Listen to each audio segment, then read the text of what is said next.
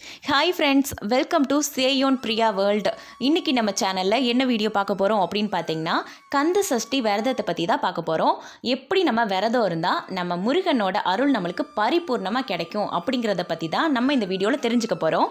வீடியோக்குள்ளே போகிறதுக்கு முன்னாடி நீங்கள் இன்னும் நம்ம சேனல் சப்ஸ்கிரைப் பண்ணலன்னா புது சேனல் அப்படிங்கிறதுனால சப்ஸ்கிரைப் பண்ணி சப்போர்ட் பண்ணுங்கள். வீடியோ பிடிச்சிருந்துச்சு அப்படின்னா சின்னதாக ஒரு லைக் கொடுத்துக்கோங்க. இப்போ வாங்க வீடியோக்குள்ளே போகலாம். நம்ம ஐயனுக்கு பார்த்திங்கன்னா மாதம் வர சஷ்டியில் விரதம் இருக்கலாம், கிருத்திகையில் விரதம் இருக்கலாம். அதெல்லாம் தாண்டி எல்லாருமே இருக்கக்கூடிய விரதம் என்ன அப்படின்னு பார்த்திங்கன்னா இந்த மகா கந்த சஷ்டி விரதம் தான்.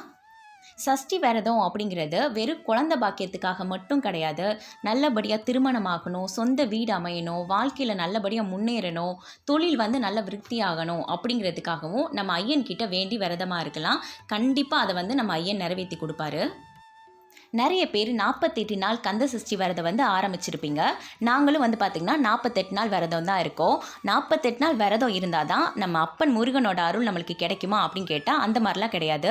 நம்ம 21 நாள் விரதம் இருக்கலாம், 11 நாள், 7 நாள், அப்படி இல்லைன்னா ஒரே ஒரு நாள் விரதம் இருந்தால் கூட அவரோட அருள் நம்மளுக்கு பரிபூர்ணமாக கிடைக்கும். நம்ம எத்தனை நாள் விரதம் இருக்கும் அப்படிங்கிறதுலாம் முக்கியம் இல்லை, எப்படி விரதம் இருக்கும் அப்படிங்கிறது தான் முக்கியம். ஒரு நாள் நம்ம விரதமாக இருந்தாலுமே முழு பக்தியோடு இருக்கணும். நம்ம காலையிலையும் சாயங்காலமும் சாமி கும்பிட்றப்ப மட்டும் முருகனை நினச்சா பத்தாது.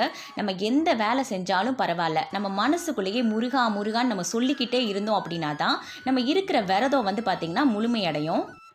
நம்ம சாப்பிடாமல் இருக்கிறது தான் விரதம் அப்படின்னு நம்ம நினச்சிட்ருக்கோம். ஆனால் அது மட்டும் விரதம் கிடையாது. நம்ம பொய் சொல்லக்கூடாது, கோவப்படக்கூடாது, யாரையும் திட்டக்கூடாது, அதே மாதிரி போராமையும் படாமல் நம்ம மனசு தூய்மையாக வச்சுக்கிட்டோம் அப்படின்னாலே முருகன் நம்ம மனசில் குடியிருப்பார். நான் முன்னாடியே சொன்ன மாதிரி நீங்கள் எத்தனை நாள் வேணால் விரதம் இருக்கலாம், அது உங்கள் சூழ்நிலையை பொறுத்தது. 48 நாள் விரதம் இருக்கிறவங்க பார்த்திங்கன்னா நம்ம 10ஆம் தேதி ஆரம்பித்து 28ஆம் தேதி முடிப்போம். இப்போ நீங்கள் 21 நாள் விரதம் இருக்க போகிறீங்க அப்படின்னா அக்டோபர் 8ஆம் தேதி ஆரம்பித்து நீங்கள் அக்டோபர் 28ஆம் தேதி திருக்கல்யாணத்து அன்னைக்கு உங்கள் விரதத்தை முடிக்கலாம். 11 நாள் நீங்கள் விரதம் இருக்க போகிறீங்க அப்படின்னா அக்டோபர் 18ஆம் தேதி ஆரம்பித்து 28ஆம் தேதி நீங்கள் முடிக்கலாம். 7 நாள் விரதம் இருக்கணும் அப்படின்னு நினைக்கிறவங்க அக்டோபர் 22ஆம் தேதி ஆரம்பித்து 28ஆம் தேதி திருக்கல்யாணத்து அன்னைக்கு முடிக்கலாம். உங்களாலலாம் இப்படி இத்தனை நாள் விரதம் இருக்க முடியாது அப்படிங்கிறவங்க நீங்கள் 27ஆம் தேதி சூரசம்ஹாரத்து அன்னைக்கு மட்டும் கூட நீங்கள் விரதமாக இருக்கலாம்.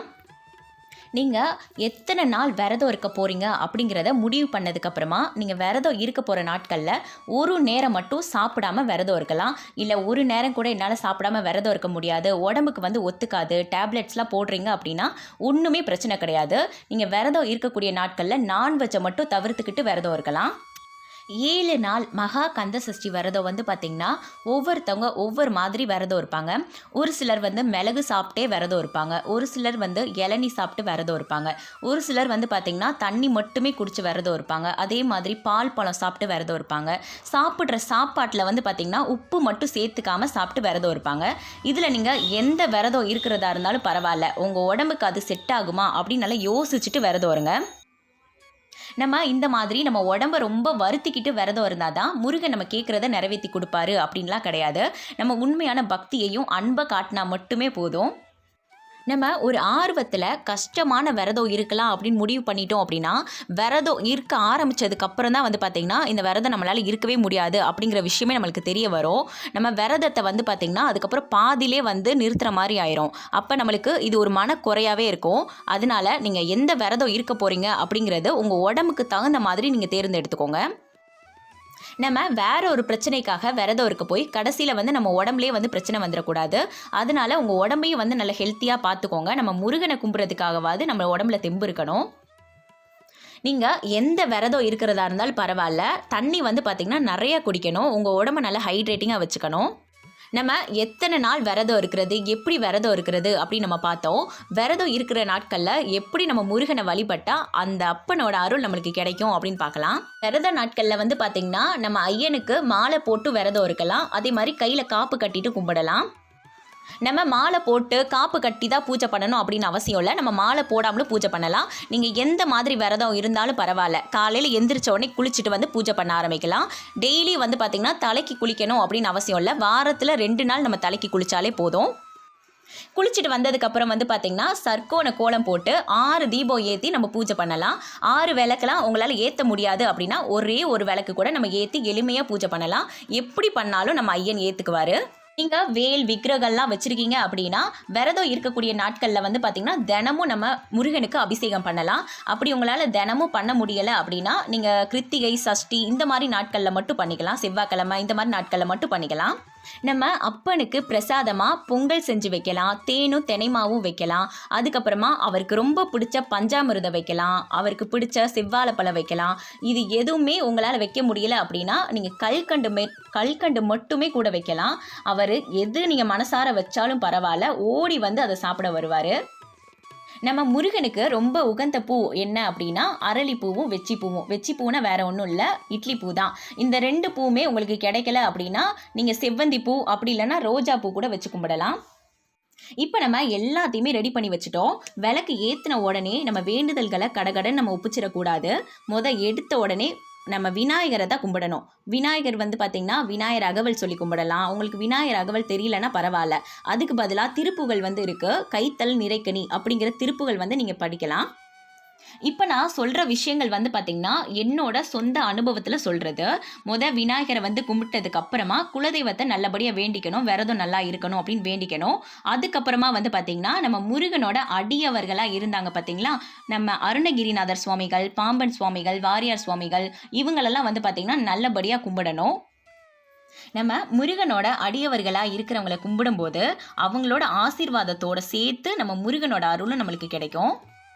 எல்லாருமே கும்பிட்டதுக்கு அதுக்கப்புறமா நம்ம அப்பனை கும்பிட ஆரம்பிக்கணும். நம்ம என்ன பாடல் பாடலாம் அப்படின்னா கந்த சஷ்டி கவசம் கண்டிப்பாக பாடணும். ஏன்னா அதுதான் திருச்செந்தூருக்குரிய பாட்டு. அதனால எந்த பாட்டு பாடுறீங்களோ இல்லையோ கந்த சஷ்டி கவசம் பாடுறதுக்கு மறந்துடாதீங்க. அதுக்கப்புறம் வந்து பார்த்திங்கன்னா நம்ம வேல்மாறல் படிக்கலாம், திருப்புகள் படிக்கலாம். திருப்புகளில் வந்து பார்த்திங்கன்னா எத்தனையோ திருப்புகள் இருக்குது. நம்ம வேண்டுதல் என்னவோ அதுக்கு ஏற்ற திருப்புகள் வந்து நம்ம படிக்கலாம். நம்ம முருகனோட பாடல் அப்படின்னு எடுத்துக்கிட்டாலே சொல்லிக்கிட்டே போகலாம், நிறையா இருக்குது. கந்தர் அலங்காரம், கந்தர் அனுபூதி இருக்குது, சண்முக கவசம் இருக்குது, குமாரஸ்துவம் இருக்குது. இதில் எது வேணால் நீங்கள் படிச்சுக்கிட்டே போகலாம். இதில் எதுவுமே உங்களால் சொல்ல முடியலை அப்படின்னா நீங்கள் கவலையே படாதீங்க. அதுக்கு தான் அழகான மந்திரம் இருக்குது. ஓம் சரவண பவ அப்படிங்கிற மந்திரத்தை 108 தடவை நீங்கள் சொன்னாலே போதும். நம்ம எல்லா பாடல்களையுமே பாடி முடிச்சதுக்கப்புறமா நம்மளோட வேண்டுதல் என்னவோ அதை வந்து நம்ம ஐயன் காதில் சொல்லலாம். இதுதான்ப்பா என்னோட வேண்டுதல், இதை மட்டும் நிறைவேற்றி கொடுத்துருப்பான் அப்படின்னு நம்ம அவர்கிட்ட அந்த வேண்டுதலை ஒப்படைச்சிட்டோம் அப்படின்னா கண்டிப்பாக நம்மளோட வேண்டுதலை, நம்மளோட ஆசையை அவர் நிறைவேற்றி கொடுப்பாரு. நம்ம எல்லாமே செஞ்சு முடிச்சதுக்கப்புறமா லாஸ்ட்டாக வந்து பார்த்திங்கன்னா தீப ஆராதனை காட்டி நம்ம பூஜையை வந்து நிறைவு பண்ணிக்கலாம். விளக்கேற்றுறது வந்து பார்த்திங்கன்னா நம்ம காலையில் சாயங்காலம் 2 நேரமும் விளக்கேற்றி பூஜை பண்ணணும். ஒரு சிலரால் வேலைக்கு போகிறவங்களாலலாம் வந்து பார்த்திங்கன்னா சாயங்காலம் வந்து விளக்கேற்ற முடியாது. அவங்க நைட்டு தான் வந்து பார்த்திங்கன்னா வேலை முடிஞ்சே வீட்டுக்கு வருவாங்க. அவங்கெல்லாம் வந்து காலையில் மட்டும் கூட விளக்கேற்றி பூஜை பண்ணலாம். ஒரு சிலருக்குலாம் வந்து பார்த்திங்கன்னா வேண்டுதல் உடனே நிறைவேறிடும். ஒரு சிலருக்கு வந்து பார்த்திங்கன்னா ரொம்ப நாள் எடுத்துக்கும். அதுக்காக நீங்கள் போய் அப்பனெல்லாம் திட்டக்கூடாது. எதுக்காக என்னோட வேண்டுதலை மட்டும் நிறைவேற்றவே மாட்டேங்கிற அப்படின்னு அவரை பிடிச்சி திட்டக்கூடாது. ஏன்னா எல்லாமே நம்ம கர்மா பண்ணுறது தான். அதனால கொஞ்சம் பொறுமையாக இருங்க. கண்டிப்பாக அவர் நம்ம கர்மாவெல்லாம் குறைச்சி நம்மளோட ஆசையை வந்து நிறைவேற்றுவார். நம்ம பாவங்களை குறைக்கிறதுக்காக தான் நம்ம முருகனும் வந்து பார்த்திங்கன்னா போராடிட்டு இருப்பாரு.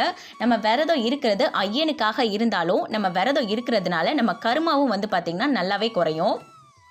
விடாமுயற்சியாக அப்பனோட காலை இறுக்கமாக பிடிச்சிக்கோங்க. கண்டிப்பாக உங்களோட வேண்டுதலும் நிறைவேறிடும். எந்த ஒரு விஷயத்துக்காகவும் கவலைப்படாதீங்க. இந்த வீடியோ பிடிச்சிருந்தா நம்ம சேனலை சப்ஸ்கிரைப் பண்ணுங்கள். தேங்க்யூ.